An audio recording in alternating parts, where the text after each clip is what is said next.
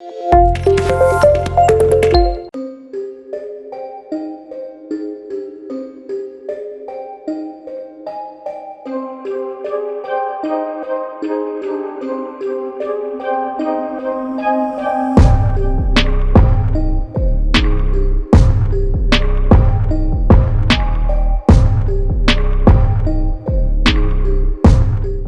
Auto ते विठ्ठलवाडी हा जो प्रपोज्ड आपला उड्डाण पूल आणि रस्ता आहे, त्या अनुषंगाने बौद्धभूमी फाउंडेशनचे पदाधिकारी आदरणीय भंतेजी आज या ठिकाणी उपस्थित होते.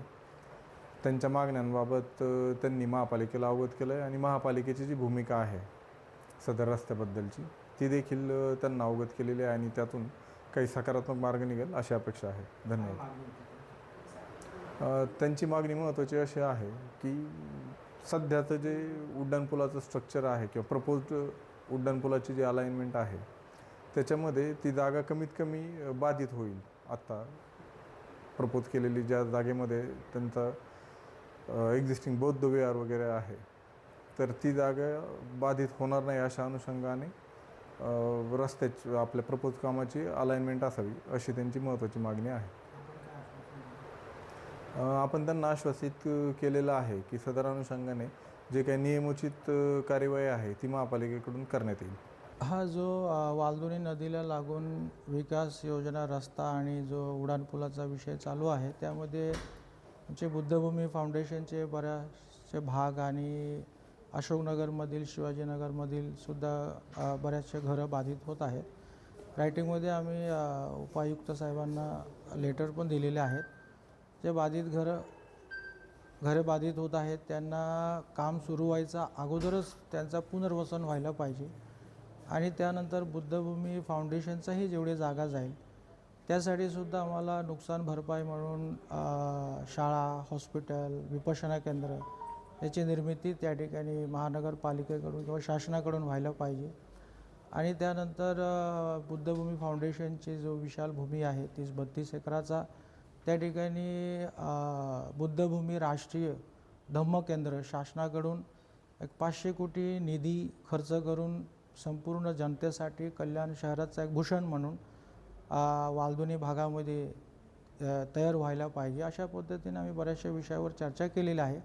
परत आणखीन आमची मीटिंग होईल, बैठक होणार आहेत. त्यामधून पुढील ही गोष्टी निष्पन्न होईल. सध्या हा पहिला प्राथमिक विषय होता, प्राथमिक मीटिंग. त्यानंतर ही पुढील ही आमची चर्चा चालू राहील. डॉक्टर श्रीकांत शिंदे यांचा जो महत्त्वाकांक्षी प्रकल्प आहे जे प्रेम ऑटो ते कल्याण पूर्व या उड्डाणपुलाचं जे अलाइनमेंट आहे त्या संदर्भामध्ये बुद्धभूमी फाउंडेशनच्या जागेमधून हा ब्रिज जात असल्यामुळे थोड्याशा त्यांच्या काही मागण्या होत्या आणि काही अडचणी होत्या त्या कुठेतरी मार्ग लागावा आणि त्यांची जे एक प्रामुख्याने एक मागणी होती किंवा त्यांच्या ज्या कमीत कमी त्यांची जागा ह्याच्यामध्ये बाधित व्हावी त्या दृष्टिकोनातून एक अलाइनमेंट चेंजेस त्यासाठी त्यांनी एक महापालिकेच्या वेळ मागितली होती. त्या अनुषंगाने बोरसे साहेब आणि आम्ही सगळे इथं आलो होतो. तर काय निर्णय झाला ह्याच्यामध्ये यांची जी मुख्य मागणी होती की ह्याला नाल्याला लागून जो रोड आहे 124 मीटरचा तो मधोमध न घेता ज्या नाल्याला लागून जर रोड केला तर तो एक बुद्धभूमी फाउंडेशनला एक चांगला ॲक्सेस मिळेल.